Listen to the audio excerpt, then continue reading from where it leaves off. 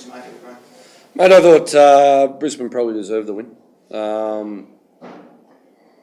We gave the ball away too cheaply. When you give the ball away as much as we did, you're going to get punished by a good side like Brisbane. And if Liam Reddy gets man of the match, it says enough.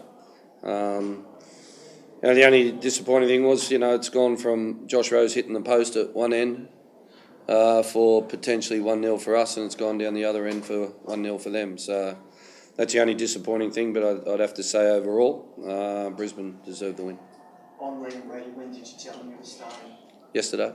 I always inform 90% of the players the day before if they're playing or not, so they can mentally prepare for the game. But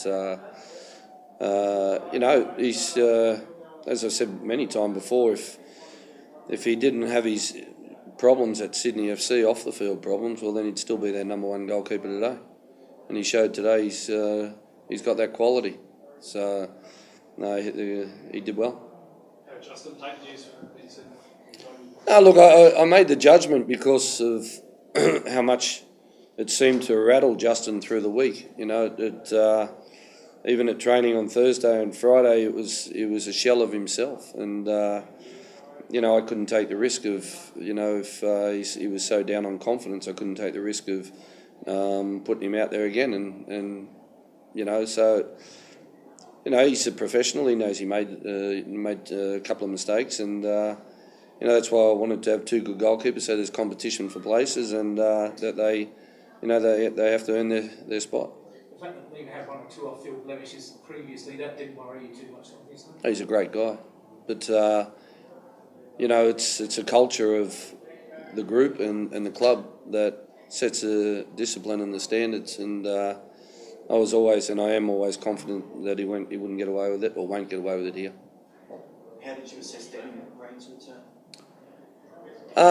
Not bad, but he's lacking power. He's gone away and played in a different league in China where its tempo is much slower. And you could see by Macquarie the tempo was high today, so a lot of work. So he's got a bit of work to do, but. Overall, we as a team we gave the ball away too cheap, and we hurt ourselves. They punished us on our mistakes. Their football was good, and can't hide that. So we just got to get back to the drawing board, and there's still 22 games to go, and there is some concerns that I need to look at overall for the team, and I'll address them in the next couple of weeks. What for you are the most pressing concerns? Our mobility. Is that more in terms of speed or movement off the ball? Everything. It's you can defend, and when you get the ball, if everyone stands still, you're not given any options to start playing. So, mobility's a big thing, and it's something that I need to look at. In having glitchy sort of been in and out, has that been the most influence on the mobility issue?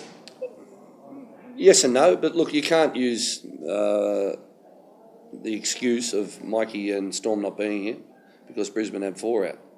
So, Mikey's a big part of what we do for sure, but the other players should be able and should be capable to step up. And that's still early days in the season, and from what you've seen at Brisbane, are they the team to beat or other teams to beat? Yeah, look, anyone that finishes ahead of them is going to be obviously successful in the season. We're still a work in progress because of we lost some real quality. You've got to, when you look at the players that we lost in the off season, and with the way the salary cap works, 4 of those players that we lost were nearly on minimum wage, and to replace them is very difficult. But we've got to get back to the drawing board, and we've got to be mentally stronger and tougher, and we've got to look at ourselves, not at anyone else, and we've got to sort ourselves out and get back on the winning sheet, because it's our first loss of the season, so it's it's not a major concern, but. My concern is our mobility at this moment, and my concern is the amount of ball we're turning over. It's not like how I want it to be.